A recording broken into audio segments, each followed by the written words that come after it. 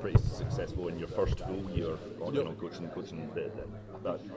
What are the challenges to sort of maintaining that? Not just maintaining, I guess, but building on that success in a second full year. One, it starts with us as coaches to continue to push the kids. At the end of the day, they look at us like father figures. They look at us like the big brother, the uncles. At the same time, like we know what their goals are. We know what motivates those kids, and we got to continue to push them. Within themselves, they have that motivation. They have that drive. They're an extremely hungry group of kids. And two, with us getting everybody back, it's like there's expectations for each other in the group itself. And then as a coach in a second season, does it get a little bit easier for you to maybe introduce new terms, new ideas, new schemes? Well, they know it already. So you're just reiterating what you've already installed. They know the system. I don't have to go out there and try to teach from the foundation because they understand what the foundation is already. As far as the drills, you get out there, the kids know the drills already now. Last year was more like, Groundhog's Day all the time. But now, like we go out there, we roll straight through it because they understand, they know what the expectation is. Does that let you get into some more maybe complex terminology? Nah, if it ain't broke, don't try to fix it. Nah, I ain't trying to make it more complex. We want to make stuff simple. And making it simple allows those guys to play fast. So they know what the system is. Now it's less fine-tuned things. So it's not so much about the volume and how much stuff we have. It's about the quality of the work that we're getting in. Thank you very much. Appreciate that. No problem. Thank you. I was just talking to Blake. He said he was surprised by the sheer amount of returners big returners that came back this year. Were you surprised by some of the names that returned? Yeah, those kids had great opportunities to move on. I think they did a great job last year putting stuff on their resumes to allow them to move forward. But I do think, that's a testament to us. They like their coaches. You know what I mean? The scheme is a scheme that pulls out the best in those guys. It shows their versatility. So I think it's a combination of both of them. We got some really good players that wanted to come back and be here for a reason. And then we wanted them back too. You know what I mean? For us to be able to retain that type of experience is big time for us. Obviously, D-Rob was big time coming back. What kind of leader is D-Rob? Oh, he's everything that we need and want, right?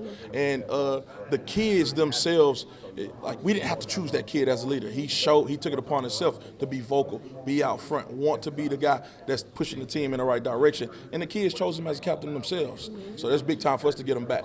Obviously, year two with Blake, what's the comfortability like for really the whole staff now? You kind of back in a groove a little bit now, I feel like. Yeah, we in the groove, but I ain't going to say we comfortable. I do think it was great that all of us got to come back together, just like we got a lot of our players to come back together. But then, too, all of us are extremely humble and we hungry as I don't know what, just to continue to build on what we already had last year. Is there anyone that you want to see specifically step up in your position this year? Is there anyone you're thinking? The young guys. When you return 5 guys, people look at how we do things and say, those 5 guys are going to be the guys. Well, we got 3 young guys that I think have great high ceilings and that are going to provide some depth for us. And I want to see all 3 of them step up: Kyron Montgomery, Jalen Marshall, and Marquise Gracial.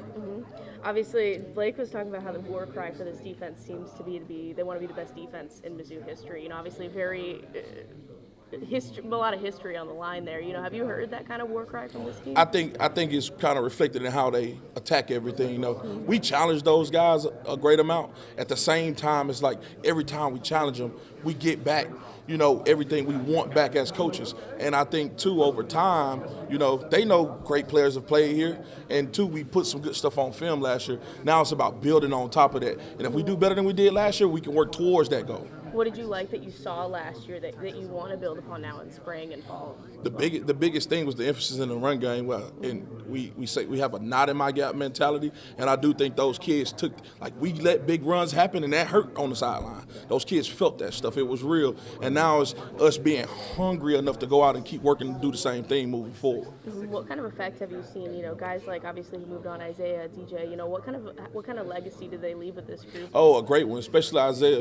Isaiah was around for a long time, and he was a kid that came in. He wasn't some superstar that showed up to campus. He had to grind and get it over time, and that's a testament to guys like D-Rob. Same thing, got to grind and get it over time. So when we got kids on the team that was around those guys, they look and see how Isaiah got it.